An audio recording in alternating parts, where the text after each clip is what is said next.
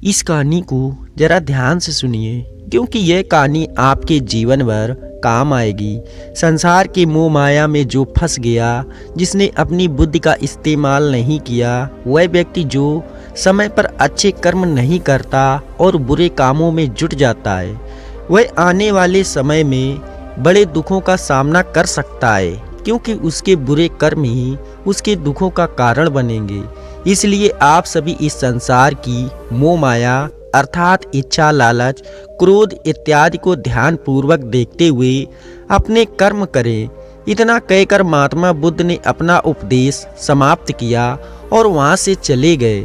महात्मा बुद्ध जब यह उपदेश दे रहे थे तो वहां पर उस नगर का सबसे धनी व्यक्ति वहीं पर मौजूद था और उस व्यक्ति पर महात्मा बुद्ध की बातों का बहुत गहरा असर पड़ा। वह सोचने लगा कि अगर सब मोह माया है तो फिर व्यर्थ की मेहनत करना बेकार है, फिर फालतू में क्यों अपने समय को नष्ट किया जाए, जब अंत में कुछ भी नहीं बचने वाला। जब यहाँ पर कोई अपना नहीं होता तो फिर किसके लिए व्यर्थ की मेहनत की जाए। अब उसका मन सांसारिक जीवन में नहीं लगता था, वह सांसारिक जीवन से हटने लगा।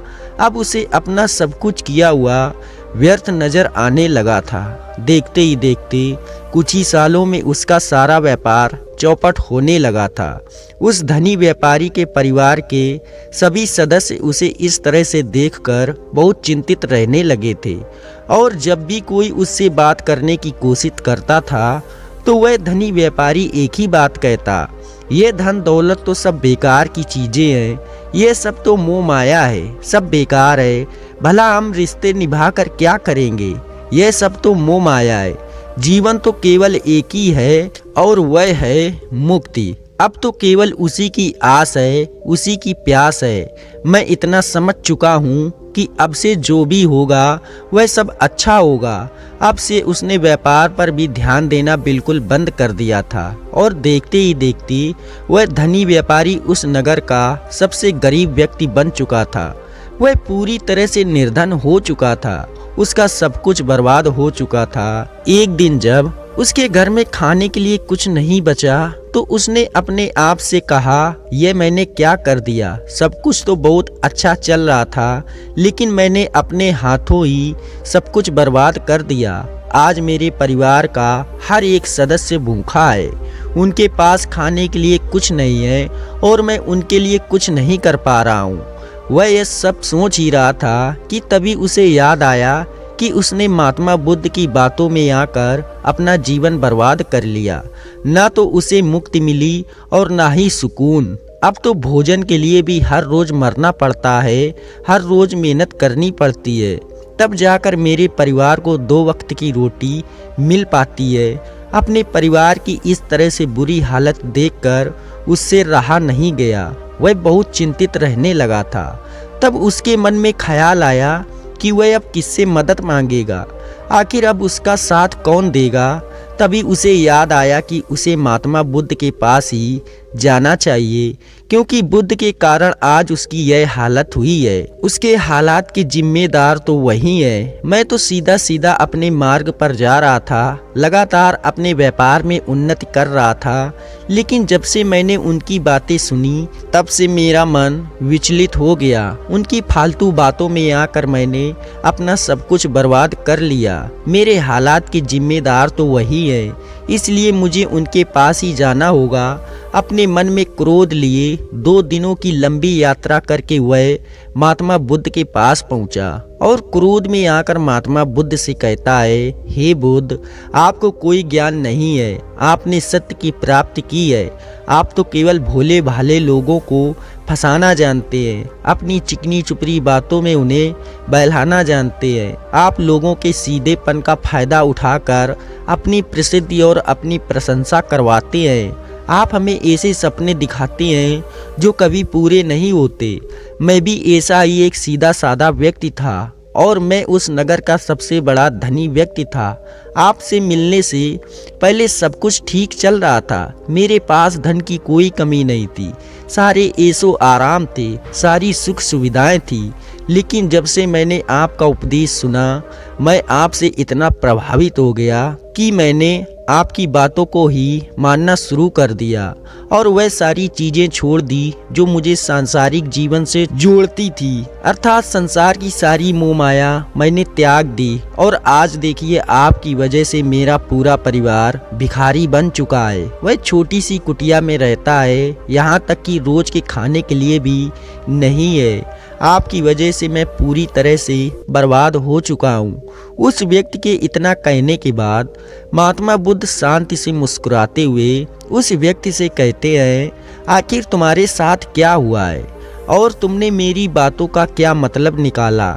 इस पर वह व्यक्ति महात्मा बुद्ध को सारी बातें बता देता है कि आप कहते हैं कि धन दौलत की इच्छा करना यह काम सब मोह माया से भरा है। आप सांसारिक जीवन को बुरा कहते हैं और खुद इस संसार में आकर भिक्षा मांगते हैं। आप आध्यात्मिक जीवन को अच्छा बताते हैं, किंतु मेरा एक प्रश्न है, इस आध्यात्मिक जीवन से हमें क्या मिलता है? इससे हमें क्या लाभ? आपने कहा था कि हमें आध्यात्मिक जीवन से सुख प्राप्त होता है, लेकिन मैंने तो जब से आध्यात्मिक जीवन अपनाया है तब से मुझे केवल दुख ही दुख मिला है। यहाँ तक कि मेरे पास जो कुछ भी था वह भी सब मैं खो बैठा हूँ। आप लोगों को झूठा सुख दिखाकर उन्हें अंधकार में ढकेल देते हैं। क्या यह वास्तविकता नहीं? इस पर महात्मा बुद्ध मुस्कुराते हुए उस व्यक्ति से कहते हैं, बेटा तुम बहुत दूर से आए हो, अभी तुम विश्राम करो।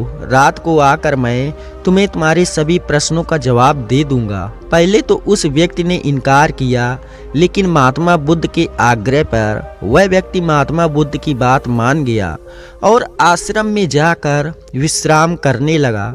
रात्रि के बाद महात्मा बुद्ध उस व्यक्ति के पास आए और कहा, बेटा मैंने एक व्यक्ति की बात सुना। वह कह रहा था कि एक हाथी हवा में उड़ रहा था। उसने तो यह भी देखा कि एक बड़ी मछली अपने पैरों से जमीन पर चल रही थी और एक कुत्ता समुद्र की गहराइयों में सांस ले रहा था। वह व्यक्ति महात्मा बुद्ध की सारी बातें सुनकर महात्मा बुद्ध से कहता है, फिर तथागत उसके आगे क्या हुआ? आखिर आप चुप क्यों हो गए? तभी महात्मा बुद्ध उस व्यक्ति को समझाते हुए कहते हैं, बेटा क्या तुम्हें लगता है कि ऐसा वास्तव में हो सकता है? इस पर व्यक्ति जवाब देते हुए कहता है, बुद्ध अगर आप कह रहे हैं तो यह अवश्य ही सच होगा, क्योंकि आप इतने बड़े ज्ञानी हैं, आपने सत्य की प्राप्ति की है, तो आपके मुख से निकला हुआ हर शब्द तो सत्य ही होगा। तभी महात्मा बुद्ध मुस्कुराते हुए उस व्यक्ति से कहते हैं, बेटा क्या तुमने कभी पहले ऐसा होते हुए देखा है? क्या तुमने कभी किसी हाथी को उड़ते देखा है जो पर के साथ हवा में तेजी से उड़ता जा रहा हो? इसके जवाब में वह व्यक्ति कहता है, तथागत मैंने तो कभी नहीं देखा। तभी महात्मा बुद्ध कहते हैं, तुमने मुझसे प्रश्न क्यों नहीं किया कि आखिर वह हाथी आकाश में कैसे उड़ सकता है? इसके जवाब में व्यक्ति कहता है, हे तथागत आपके मुंह से सुनकर मुझे ऐसा लगा कि मानो बात सत्य हो और आप कह रहे हैं तो यह सत्य ही होगा, इसलिए मैंने आपसे एक भी प्रश्न नहीं किया। तभी महात्मा बुद्ध उस व्यक्ति को समझाते हुए कहते हैं, कभी किसी की बातों पर मत जाना, बल्कि खुद विचार करो, संयम से सोचो कि उस बात में कितनी सच्चाई जो व्यक्ति कह रहा है, क्या वह सच है? आखिर वह कहना क्या चाहता है? हो सकता है कि वह कुछ और कहना चाहता हो और तुम उसका अर्थ कुछ और ही निकाल रहे हो।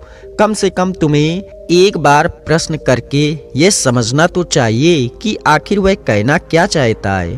अगर तुम मुझसे पूछते कि आखिर वह हाथी हवा में कैसे उड़ सकता है, तो इसका जवाब मैं तुम्हें अवश्य देता। तुम्हें ऐसा बताता कि एक छोटा सा बच्चा अपने खिलौने के साथ खेल रहा था, वह हाथी को हवा में उड़ा रहा था और कुत्ते को पानी में डुबा रहा था, और रही बात मछली की तो वह उसे जमीन पर चला रहा है। क्या ऐसा संभव नहीं हो सकता? इसके जवाब में व्यक्ति कहता है, हाँ बिल्कुल ऐसा हो सकता है। महात्मा बुद्ध उस व्यक्ति से कहते हैं, इसी प्रकार मैं कभी किसी को निर्धन या गरीब होने के लिए नहीं कहता। निर्धनता या गरीबी तुम्हारे विकास में बाधक बन जाती है, जिससे तुम और कुछ नहीं सोच पाते, ना कुछ समझ पाते। बिच्छुओं को देखो, जब इन्हें भोजन की आवश्यकता होती है तो ये भिक्षा मांगने के लिए निकल पड़ते हैं, लेकिन ये भिक्षा कहाँ से आती है? इसके जवाब में व्यक्ति कहता है, हे तथागत, हर कोई रोज मेहनत करता है ताकि उसके परिवार का पालन पोषण हो सके, और जो वह मेहनत करता है उसके बदले में उसे कुछ पैसे मिलते हैं। उन पैसों से भोजन खरीदता है और वही भोजन वह आपको भी सौंप देते हैं और वहीं से भिक्षा आती है। तभी महात्मा बुद्ध उससे एक और प्रश्न करते हैं, बेटा, यह बात तो सत्य है, लेकिन तुम क्या मुझे यह बता सकते हो कि आखिर यह धन कहाँ से आता है?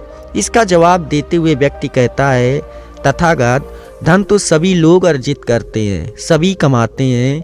तभी महात्मा बुद्ध उस व्यक्ति को समझाते हुए कहते हैं, ठीक इसी प्रकार दुनिया में यदि हर कोई भिक्षा मांगने लग जाए तो आखिर भोजन कहाँ से आएगा? अनाज कौन उगाएगा? व्यापार कौन करेगा? और लोगों की रक्षा के लिए धन कहाँ से इकट्ठा होगा? लोगों की ज़रूरतें कैसे पूरी होंगी? ये सुनकर व्यक्ति थोड़ा अचरज में पड़ गया और महात्मा बुद्ध से कहता है, किंतु हे तथागत, आप ही तो कहते हैं कि मनुष्य की इच्छा, कामना और वासना, लालच और क्रोध, ये सभी मनुष्य के विकार हैं और हमें इनसे दूर रहना चाहिए, तभी वह आत्मज्ञानी कहलाता है। तभी महात्मा बुद्ध कहते हैं, बेटा, मैं तो अभी भी यही कह रहा हूँ कि मनुष्य को इन सब चीज़ों से दूर रहना चाहिए। इस पर व्यक्ति महात्मा बुद्ध की बात काटते हुए कहता है, पर दुनिया तो इसी पर चल रही है, इसके बिना भला ये संसार कैसे चल सकता है? हर किसी को पैसों की ज़रूरत है, बिना पैसों के कोई भी अपने परिवार को नहीं चला सकता, वह अपने परिवार का पालन पोषण नहीं कर सकता, वह अपने परिवार के लिए भोजन नहीं ला सकता, और यदि वह पैसे नहीं कमाएगा तो वह भूखा मर जाएगा। तभी महात्मा बुद्ध कहते हैं, बेटा, ये संसार इन चीज़ों से नहीं चल रहा है, इन चीज़ों से बिगड़ रहा है। इस पर व्यक्ति कहता है, हे तथागत, आखिर आप क्या कहना चाहते हैं? मैं आपकी बात समझ नहीं पा रहा हूँ। संसार में इच्छा, कामना, वासना और क्रोध ही तो है, और जब हम इनका त्याग कर देते हैं तब हम अध्यात्म के मार्ग की ओर आगे बढ़ते हैं, अर्थात मुक्त के मार्ग पर, यानी कि हम सन्यासी के मार्ग पर चलते हैं। इस पर महात्मा बुद्ध जवाब देते हुए कहते हैं, बेटा, तुमने जो कुछ कहा वह भी एक बहुत बड़ा सत्य है। इच्छा, कामना, वासना और क्रोध, ऐसे ही बुरी भावनाओं को छोड़ देने से हम संसार छोड़कर सन्यासी हो जाते हैं, और इन्हीं सभी चीज़ों को छोड़कर भी हम संसार में जी सकते हैं, धन कमा सकते हैं, मान, पद, प्रतिष्ठा और सम्मान कमा सकते हैं, क्योंकि हम सब अपना कर्म ही तो कर रहे हैं। एक किसान खेती करता है, पर वह अपनी खेती के बिना बुरी भावनाएं भी कर सकता है। एक व्यापारी व्यापार करता है और इस व्यापार में चीज़ों को यहाँ से वहाँ पहुँचाता है, और वह व्यापारी इन चीज़ों को बिना बुरी भावना के कर सकता है। ठीक उसी प्रकार एक राजा भी अपनी प्रजा की रक्षा करता है, और वह भी अपने कर्म बिना किसी बुरी भावना के कर सकता है। और एक भिक्षु इन सभी लोगों को सही प्रकार और सही कार्य करने के लिए मार्गदर्शन करते हैं, जो उस भिक्षु का क्रम है, जो उसका कार्य है। और जो व्यक्ति जागृत होकर अपने कर्मों का सही पालन करता है, वास्तविकता में वही सन्यासी है, क्योंकि हम जो भी कर्म कर रहे हैं वह हमारा इस संसार में रहने के लिए, जीवित होने के लिए, जीवन जीने के लिए केवल एक माध्यम मात्र ही है। उसे छोड़कर हम कुछ भी नहीं पा सकते, और हमारे सभी कर्म करते हुए हमारा मुख्य उद्देश्य जागृत होना है, खुद को पहचानना है। एक बार यदि हमारे भीतर जन का उदय हो गया, तब हम चाहे जो भी करें, वह फिर सांसारिक हो या सन्यासी, सब एक ही होते हैं। इस पर व्यक्ति महात्मा बुद्ध से कहता है, हे बुद्ध, किंतु मैंने तो देखा है कि आप अपने संग में उन लोगों को भी शामिल कर लेते हैं जो लोग अपने परिवार को छोड़कर आए, अपने माता पिता को, अपने बीवी बच्चों को छोड़कर आए। क्या आप उनसे कभी यह कहते हैं कि जाकर अपनी जिम्मेदारियां पूरी करो और धन कमाओ, और वहीं पर रहकर तुम आत्मज्ञान प्राप्त करो? उस व्यक्ति के प्रश्न का जवाब देते हुए महात्मा बुद्ध कहते हैं, क्या तुम हाथी को हवा में उड़ा सकते हो, इसके जवाब में वह व्यक्ति कहता है, नहीं, मैं नहीं उड़ा सकता। तभी महात्मा बुद्ध कहते हैं, केवल एक बच्चा ही हाथी को हवा में उड़ा सकता है। ठीक उसी प्रकार जिस व्यक्ति को जो बनना है वह बनकर ही रहेगा। जैसे किसी व्यक्ति को व्यापारी बनना है तो वह व्यापारी बनेगा। ठीक इसी प्रकार यदि किसी व्यक्ति को आत्मज्ञान की प्राप्ति करनी है तो उसे सब कुछ त्यागना ही होगा। आगे महात्मा बुद्ध उस व्यक्ति से कहते हैं, बेटा, क्या तुम सब कुछ छोड़कर आत्मज्ञान के मार्ग पर आगे बढ़ते, या फिर तुम ये सोच रहे थे कि इस रास्ते पर चलकर जीवन आसान हो जाएगा, जो होगा सब अच्छा होगा, सब कुछ अपने आप ही मिलने लगेगा, मुझे तो कुछ करने की आवश्यकता ही नहीं पड़ेगी, सारे दुख दर्द सब कुछ समाप्त हो जाएगा और जीवन में चमत्कार होने लगेगा और अंत में मुक्ति भी मिल जाएगी। महात्मा बुद्ध की यह बात सुनकर उस व्यक्ति को अपनी गलती का एहसास हो गया। वह महात्मा बुद्ध के चरणों में गिर पड़ा और कहने लगा, हे तथागत, आप सत्य कहते हैं। मैंने तो कुछ ऐसा ही सोचा था, क्योंकि मेरा व्यापार सही नहीं चल रहा था, तो मुझे लगा कि सब कुछ छोड़कर सब मिल जाएगा, मुझे कुछ करने की आवश्यकता ही नहीं पड़ेगी और मेरे सारे दुख दर्द हमेशा हमेशा के लिए खत्म हो जाएंगे और मैं आत्मज्ञान भी प्राप्त कर पाऊंगा। तभी महात्मा बुद्ध उस व्यक्ति से कहते हैं, बेटा, भिक्षु हो जाना कोई आसान बात नहीं है, इसके लिए सब कुछ त्यागना पड़ता है। एक एक चीज जिसे तुम बहुत प्रेम करते हो, वो सारी चीजें तुमसे एक एक करके दूर हो जाती हैं। तो क्या तुम भिक्षु बनने के लिए तैयार हो? क्या तुम सब कुछ छोड़कर अध्यात्म के मार्ग में आगे बढ़ना चाहते हो? इसके जवाब में व्यक्ति कहता है, हे तथागत, मुझे मेरी गलती का एहसास हो चुका है, मुझे भिक्षु नहीं बनना, मैं तो व्यापारी ही ठीक हूँ, मैं तो अपने सांसारिक जीवन में ही खुश था, परंतु अब भी मेरे मन में एक प्रश्न शेष बचा है। अगर आपकी आज्ञा हो तो वह प्रश्न भी मैं आपसे पूछना चाहूँगा। तभी महात्मा बुद्ध उसे आज्ञा देते हैं। इस पर व्यक्ति कहता है, तथागत, आप ही तो कहते हैं कि धन नहीं कमाना चाहिए, पद प्रतिष्ठा अहंकार हमें दुख की ओर ले जाते हैं और संसार में यही तो है और क्या है। यदि हमें सांसारिक जीवन जीना है तो हमें यह सब तो करना ही पड़ेगा। तभी महात्मा बुद्ध मुस्कुराते हुए उस व्यक्ति से कहते हैं, क्या तुम्हें भूख लगी है? इस पर व्यक्ति कहता है, हाँ तथागत, मुझे बहुत भूख लगी है। तभी महात्मा बुद्ध उस व्यक्ति को भोजन करवाते हैं और उसे भरपेट भोजन खिलाने के बाद महात्मा बुद्ध उस व्यक्ति से कहते हैं, लो और खाओ, ये सब तुम्हारे लिए ही है। इसके जवाब में वह व्यक्ति कहता है, तथागत, मैं पहले ही बहुत ज्यादा खा चुका हूँ, अब मुझसे और नहीं खाया जाएगा, मेरे पेट में अब जरा भी जगह नहीं रह गई है। यदि मैंने और अधिक खाया तो मेरा पेट दर्द करने लगेगा और फिर मुझे तरह तरह की परेशानियां होने लगेंगी, मैं परेशान हो जाऊंगा। तभी महात्मा बुद्ध मुस्कुराते हुए उस व्यक्ति से कहते हैं, बेटा, मैं भी तो तुम्हें यही समझाने का प्रयास कर रहा हूँ कि जितनी ज़रूरत है उतना ही खाओ, क्योंकि हर चीज़ जब हद से ज़्यादा हो जाती है तो वह नुकसान ज़रूर पहुँचाती है। फिर वह चाहे धन हो, चाहे इच्छा हो, चाहे लालच या फिर कामना या वासना, सब कुछ हद से ज़्यादा आपको नुकसान ही पहुँचाएगा और यह सब आपको केवल दुख ही देंगे। इसलिए इन्हें नियंत्रण में रखना चाहिए। जितने की हमें आवश्यकता है उतना ही हमें चाहिए, और जब आप इसे नियंत्रण में रखते हैं तो ये कभी आपको दुख नहीं दे पाएगा, आप हमेशा सुखी रहोगे। महात्मा बुद्ध उस व्यक्ति से कहते हैं, सुनो, धन कमाना आवश्यक है, क्योंकि धन की कमी नहीं होनी चाहिए, भोजन की कमी नहीं होनी चाहिए, किसी भी कार्य को करने के लिए मन में इच्छा की कमी नहीं होनी चाहिए। लेकिन उसी के साथ तुम्हें यह भी ध्यान रखना है कि इच्छा अत्यधिक भी नहीं होनी चाहिए, और मैं तुम्हें यही समझाने का प्रयास कर रहा हूँ। इसलिए जाओ और धन कमाओ, व्यापार से, अपने कर्म से न केवल अपना बल्कि दूसरों का भला भी करो। जब तुम अपने किए कार्यों की सांसारिक कार्यों से लोगों का भला करते हो, तब तुम में और किसी सन्यासी अर्थात किसी भिक्षु में कोई अंतर नहीं रह जाता। बस सभी के मार्ग अलग हो गए हैं, लेकिन मंजिल एक ही होती है और तुम कभी मार्ग से भटकना नहीं।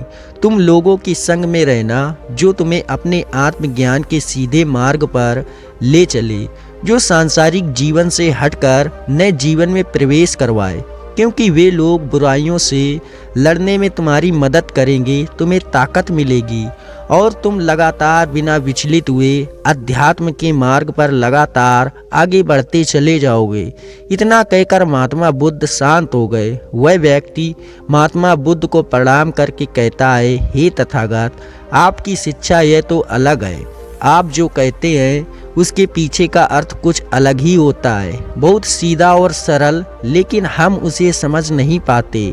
आपके पास चमत्कार का आश्वासन नहीं है, पर आपके पास वह मार्ग है जिस मार्ग पर चलकर मैं अवश्य अध्यात्म को प्राप्त कर सकता हूँ, जिससे मेरा और लोगों का सभी का भला होगा। हे तथागत, ये मेरी ही गलती थी कि मैंने आपकी बातों का गलत मतलब निकाला और एक व्यापारी होकर भी मैंने अपने कर्म को छोड़ दिया और यह सोचने लगा कि अब अपने आप सब कुछ अच्छा ही होगा। लेकिन यह सत्य है कि अपने आप कुछ नहीं होता। जब हम हाथ पैर चलाएंगे, काम करेंगे, कर्म करेंगे, तभी हमें फल मिलेगा।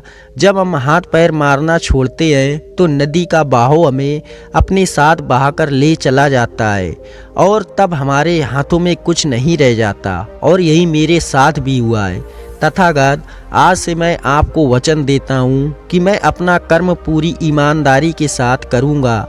आपके दिए हुए मार्ग पर मैं पूरी ईमानदारी से चलूँगा। मैं आपको वचन देता हूँ कि मैं एक अच्छा व्यापारी और एक अच्छा इंसान बनकर रहूँगा। मैं आत्मज्ञान के मार्ग पर अपने कर्म करते हुए आगे बढ़ता रहूँगा। इतना कहकर वह व्यक्ति महात्मा बुद्ध को प्रणाम करके वहाँ से लौट गया। बाकी अगर यह कहानी आपको अच्छी लगी हो तो इस वीडियो को लाइक करें और ऐसी ही कहानी सुनने के लिए मोटिवेशन टर्बो 2.0 चैनल को सब्सक्राइब करें। मिलते हैं हम आपसे ऐसी ही एक और प्रेरणादायक कहानी के साथ अगले दिन। धन्यवाद। नमस्कार।